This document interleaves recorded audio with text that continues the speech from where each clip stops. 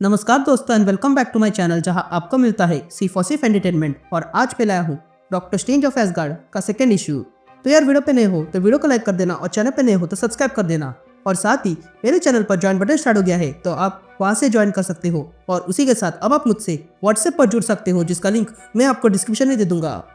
तो यार doctor strange of ash gourd के पिछले इशू में आपने देखा कि डॉक्टर स्ट्रेंज अब एसगार्ड आ गया है और वो वहाँ आके सॉर्सर सुप्रीम बनना चाहता है ताकि फिर से डूम से टक्कर ले सके।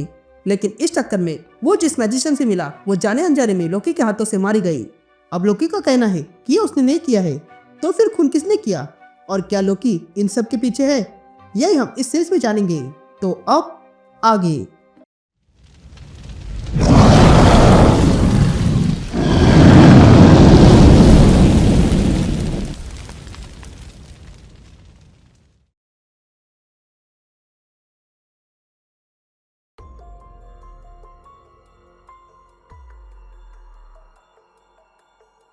ऑल राइट गैंग, तो इशू की शुरुआत में हम डॉक्टर स्ट्रेंज को देखते हैं जो न्यूयॉर्क में चलते हुए अपने सैंक्टम आता है और देखता है कि क्लिया उसकी प्रतीक्षा कर रही थी। तभी स्ट्रेंज क्लिया को देखता है और फिर देखता है कि अंदर लोकी भी आया है। तभी क्लिया स्ट्रेंज से पूछती है एसगार्ड पे कैसे चल रहा है, जिस पर स्ट्रेंज कहता है बस थोड़ा ठंडा है और लाशें उतनी है जितनी तुम सोच भी नहीं सकती हो। तभी लोकी आगे आता है और कहता है मेरे पास एक थ्योरी है और वो ये है कि मैं पोजेस्ड हुआ था तो हमें सबसे पहले पैन डायमेंशनल भी ढूंढना होगा। तभी स्ट्रेंज लोकी का हाथ पकड़ता है और कुछ करने लगता है। ये देखकर लोकी स्ट्रेंज से पूछता है ये तुम क्या कर रहे हो, लेकिन तभी वहां पर बहुत बड़ा उजाला हो जाता है। ये देखकर लोकी क्लिया से कहता है क्लिया रुक जाओ, लेकिन तभी स्ट्रेंज भी अपनी मैजिक का इस्तेमाल लोकी पे करता है। ये देखकर लोकी कहने लगता है मैंने हुल्डा को नहीं मारा, जिस पर क्लिया कहती है तुम झूठ बोल रहे हो, जिस पर लोकी कहता है हाँ मैंने उसे मारा पर ये मैंने चाहता था। तभी स्ट्रेंज क्लिया से कहती है लोकी का कहना है कि उसे पता भी नहीं है कि उसके हाथ में चाकू कैसे आ गया और यहाँ ऐसे एविडेंस भी है जो बताते हैं कि इसका माइंड ढीला हुआ है। ये कहते हैं स्ट्रेंज लोकी को बांध देता है। तभी लोकी स्ट्रेंज से कहता है स्टीफन दिमाग से सोचो, अगर मुझे हुल्डा को मारना होता तो मैं उसे मारकर वहां से भाग जाता, यहाँ नहीं आता।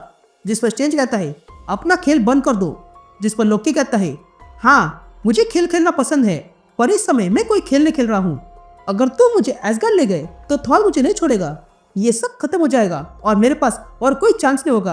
मुझे कुछ भी करके अपने आप को साबित करना होगा।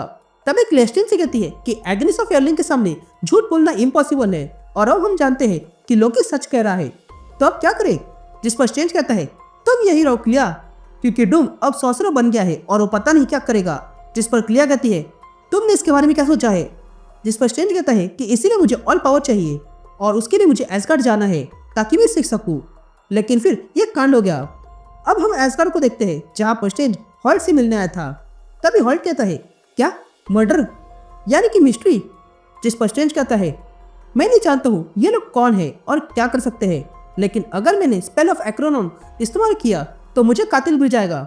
जिस पर हॉल्ट कहता है तुमने पता नहीं कौन मरा है तो क्या वो इतना खास है, और वैसे भी मैं प्यार की कहानी लिखता हूँ ना कि मर्डर की, तो अगर तुम्हें सहायता चाहिए तो कहीं और ढूंढो, लेकिन उससे पहले तुम्हें अगर यहाँ गुजारा करना है तो तुम्हें कोई काम ढूंढना होगा। तो क्या तुमने ऐसा कुछ किया है। ये कहते हैं हम डॉक्टर स्ट्रेंज को देखते हैं जो एसगार्ड में गुजारा करने के लिए वहाँ के डॉक्टर से मिलता है और उसकी यहाँ काम पे लग जाता है।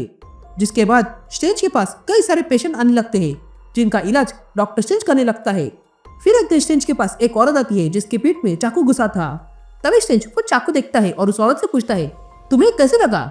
जिस पर उस औरत का साथी स्ट्रेंज से कहता है मैंने उसके पीठ में घुसाया था क्योंकि हम ट्रेनिंग कर रहे थे और ये हो गया। तभी वो औरत अपने साथी से कहती है तुम घर जाओ, मुझे तुम्हारी मदद नहीं चाहिए। अब वो आदमी जाने के बाद स्ट्रेंज उस औरत से पूछता है क्या तुम सब लोग थॉर को प्रे करते हो। जिस पर वो औरत कहती है हाँ कुछ लोग प्रे करते हैं। जिस पर स्ट्रेंज पूछता है कि ये और नहीं है क्योंकि वो तुम्हारा किंग है, फिर भले गॉड क्यों ना हो। तुम्हारा नाम रोस्कावा द ट्रोल स्ट्रेंजर है ना, काफी अजीब नाम है। जिस पर वो औरत कुछ सोचती है और स्ट्रेंज से कहती है यहाँ पर एक गांव हुआ करता था जो काफी वीरान था। मैं और मेरे दोस्त वहां पर गए थे एक बार, लेकिन वहां पर ट्रोल थे जिनके साथ हमारा सामना हुआ। मैंने कई सारे ट्रोल्स को मार गिराया और तब से मेरा ये नाम हो गया। तभी स्ट्रेंज रोस्कावा के घाव पर टाके लगाते हुए कहता है ये घाव ऐसे रहेंगे और मैं जानता हूँ कि वॉरियर को ऐसे घाव पसंद होते हैं। जिस पर रोस्कावा कहती है अगर ऐसा है तो चल जाएगा। तभी स्ट्रेंज रोस्कावा से कहता है मुझे तुमसे कुछ काम है पर वो ये है कि मुझे कुछ मदद चाहिए, तो क्या तुम अवेलेबल हो। जिस पर रोस्कावा कहती है तुम चाहते हो कि मैं तुम्हें कहीं पर ले जाऊं, पर मैं ये काम नहीं करती हूँ। उसके लिए तुम्हारी मदद एस्लिक कर सकता है, क्योंकि वो भी शांत है और सॉर्सरर बनना चाहता है, तो तुम उसे चक्के मिलो। यह कहते हम स्ट्रेंज को देखते हैं जो एस्लिक के पास आया था।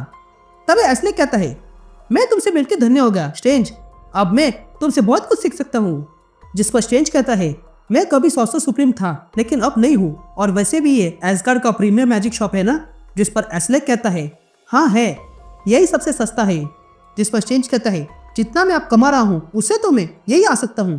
तभी वे दोनों अंदर आते हैं और अंदर आने के बाद स्ट्रेंज उस शॉपकीपर को एक लिस्ट देता है और कहता है कि आपके पास ये सारी चीजें हैं, और तो और डार्क ट्रोल का स्कल भी है। जिस पर वो शॉपकीपर कहता है, ये सारा सामान स्पेल ऑफ एक्रोनम के लिए इस्तेमाल किया जाता है और वो सब कुछ मेरे पास है। फिर उसके बाद स्ट्रेंज वो सारा सामान लेकर बाहर आता है और तभी एस्लिक से मिलने हैफरन आता है, जो एस्लिक से कहता है, हुल्डा कहीं दिखाई नहीं दे रही है और ऑलफादर उसे बुला रहे हैं, तो ये तुम्हारा काम बनता है उसे लेकर आने का। ये कहते ही हैफरन चला जाता है। तभी एस्लिक स्ट्रेंज से कहता है, तुमने हुल्डा को देखा है? जिस पर स्ट्रेंज कुछ नहीं कहता है, उल्टा पोर्टल खोल के वो सामान पोर्टल से छोड़ देता है और फिर एस्लिक से कहता है, तुम मुझे कल ही मिले हो तो तुम्हारे पास कोई रीजन नहीं होगा मुझ पर भरोसा करने का। जिस पर एस्लिक कहता है, ये मेरा नेचर है कि मैं हमेशा सब पर भरोसा करता हूँ, और हुल्डा का भी कहना था कि इसका फायदा लोग उठाएंगे। ये सुनते ही स्ट्रेंज कहता है कि अगर ऐसा है तो तुम्हें भरोसा करना होगा। जिस पर स्ट्रेंज कहता है कि ठीक है, अगर तुम्हें भरोसा है तो ये बात सुन लो, हुल्डा मर चुकी है।